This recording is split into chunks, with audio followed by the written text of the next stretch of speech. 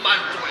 Neng kowe bisa ngerti yen aku duweni kadidayan luwih becik kowe manut tak rangket tasuhan iki ana ing kraton Majapahit. Kowe ora sah mbali wong Majapahit manut aku tak dadi Senopati. Kabeh mau wis dadi sesantiku. Aku nglabuhi ana ing kraton Majapahit. Yen kaya ngono kowe kudu mati sawa tangan.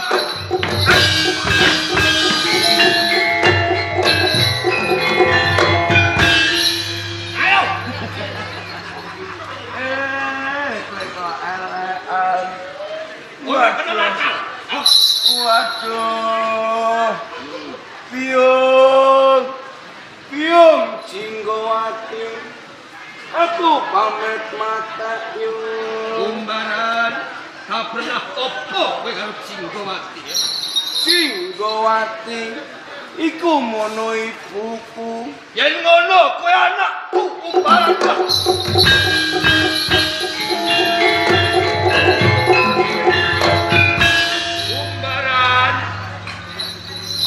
Kawit mau kondo yen kowe iki anakku Umbaran. Yen aku kondo wiwit mau. Iya. Ketoprak bare jam 3 ngono. Kowe dipotong, aku ya dipotong. Kaya ngono. Saiki ibumu nang ndi Umbaran? Ibuku ana ing Gambir Seketi. Isih ayu ta ora? Ibuku isih semlohe. Apa kuwi? Semok dan aduhai. Gandeng tresnaku kepati-pati marang ibumu Jinggowati. Upama aku kepengin ketemu besok. Kowe bisa ketemu Iya. lawan Ibu Jinggowati. Nanging aku duweni penjaluk. Apa penjalukmu Umbaran? Mung siji martuwe. Apa? Aku njaluk gendong. Kowe bakal tak gendong kemana-mana. Munggah ning tenggang.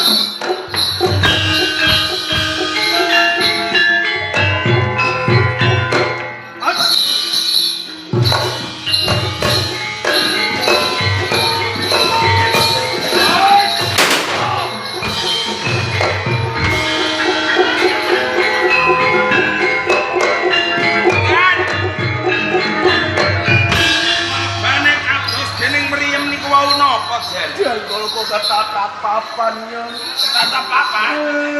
Nyumbur bayaran Jen. Jebul apa kang dadi kandhamu? Nggih. Kabeh mau bener yon. Nggih. Bareng aku iki njaluk gendong. Nggih, nggih. Sungune tak sempal. Sampeyan kelakon nyempal sungunipun Kebo Martuwet. Kebo Martuwet mati yon. Jen.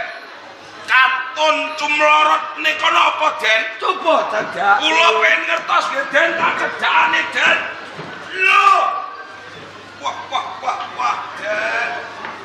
Kok wonten pusaka pedhang kalih gada niku werninipun kuning, Den. Bapak Tulkian. Napa, Den? Pusaka loro iki. Nggih. Dumatine saka sungune Kebo Martuwet. Ngaten nggih, Den. Siji wujud gada. Nggih. Jenenge gada wesi kuning. Nggih. Siji wujud pedhang. Oh, nggih. Jenenge pedhang Kunto Sukayana. Niki agengipun kados ngene kula, Den. Dayur, kowe kok ngomong ngono. Napa, Den? Rene kang bisa mupu aku yun. Ngoten. Ayo bebarengan sowan